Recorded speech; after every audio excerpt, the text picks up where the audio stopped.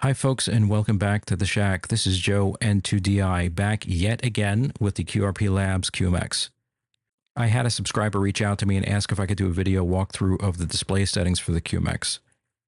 I'm sure there are other folks out there that this video would help, so thank you for the idea, Paul. I hope you enjoy. Okay, so let's get started.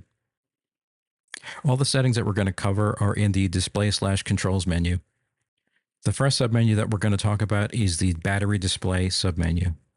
Here your options are off, icon, or voltage. Off obviously displays nothing.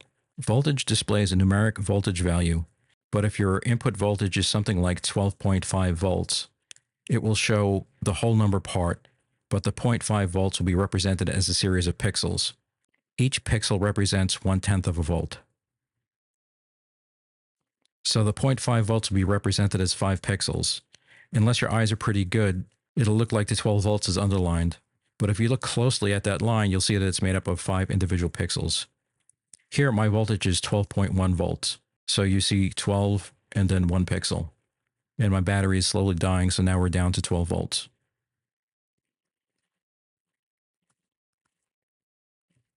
Your other option is icon. Now, icon will show you a graphic of a battery that's made up of 5 bars that represents your voltage levels. Let's talk briefly about the voltage levels that the QMX can accept. If you've configured your QMX to accept 12 volts, it can operate anywhere between 12.9 volts all the way down to 6 volts. Your output power will be reduced if you're running less than 12 volts, but it'll still work. Okay, back to the battery icon settings. So if you set this to icon, these other two options matter. If you set your bat full to 12 volts and bat step to 1 volt, then the battery will look full at 12 volts and empty at 6 volts. Bat full sets the voltage that shows the battery icon completely full, and bat step is the voltage per bar in that battery icon. Since there are 5 bars, it lines up the empty battery icon with 6 volts, which is perfect.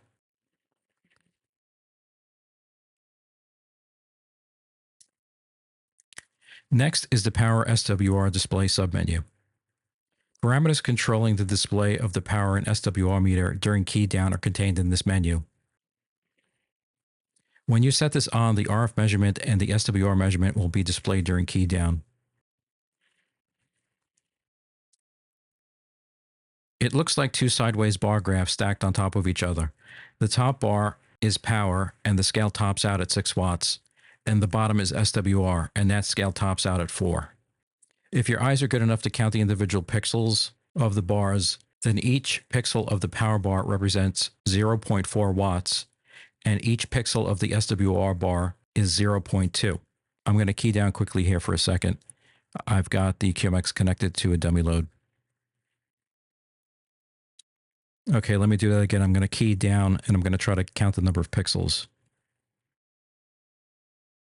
I think that's about 13 or 14, so that's 5.2 to 5.6. Okay, back into the menu. Update interval is how quickly the display will update during key down. I think 50 milliseconds is a good setting here.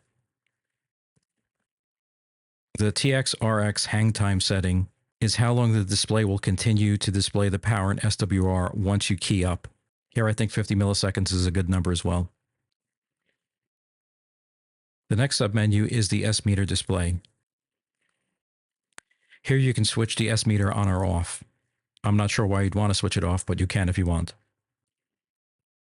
The update interval here is how fast the S-meter updates, and I think 50 milliseconds is a good number here as well. After that, you have AGC display. Now, this doesn't turn your AGC on or off. It just controls the AGC display. If you turn this on, then your S-meter display is going to be split into 2, just like the power and SWR meters. On the top will be your S-meter, and on the bottom will be the AGC action. It basically shows you the level of AGC attenuation applied. So if a strong signal comes in and the AGC kicks in, then you're going to see that bar move. How much it moves depends on the next setting. AGC dB per bar.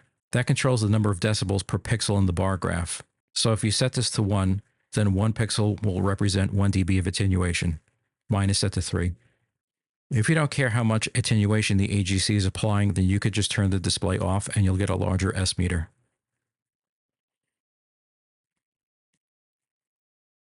After that setting, you have double click and this number. Now the QMX can take a single click or a double click of a button for different functions. Like to change bands, you double click the volume knob. Now this number is the number of milliseconds the QMX will wait after the first button click. To consider the second click a double click. Mine is set to 300. This means if you click then wait longer than 300 milliseconds and then click again, the QMX is going to consider that 2 individual clicks. But if you click once and then click again within 300 milliseconds, then the QMX will consider that a double click. My recommendation is if you can't click fast enough for the QMX to recognize that you're trying to double click, then set this to something like 500, which is a half a second. But don't go crazy because if you set it too high, it's going to think that every 2 clicks will be a double click.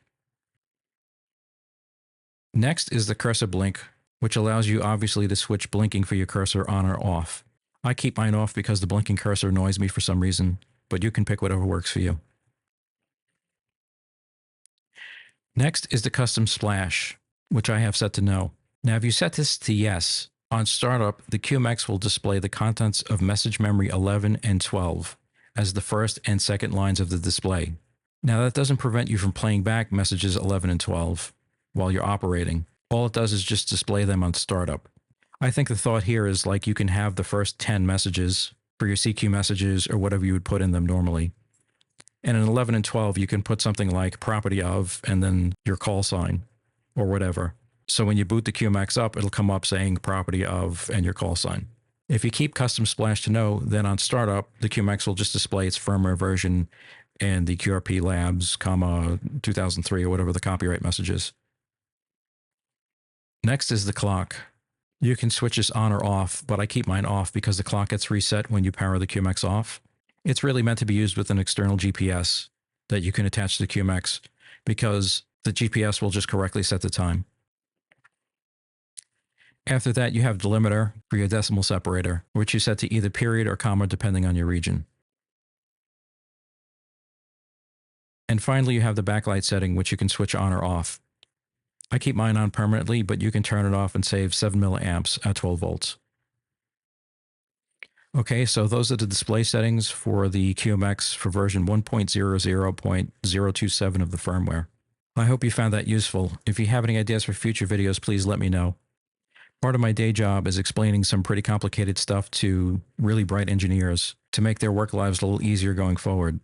It's kind of what I'm trying to do here, except I'm trying to make it more fun for you to play radio. So if there's anything I can help you with, just let me know. So from the Shack of Joe, November 2, Delta, India, I wish you all good health and 72. Bye-bye.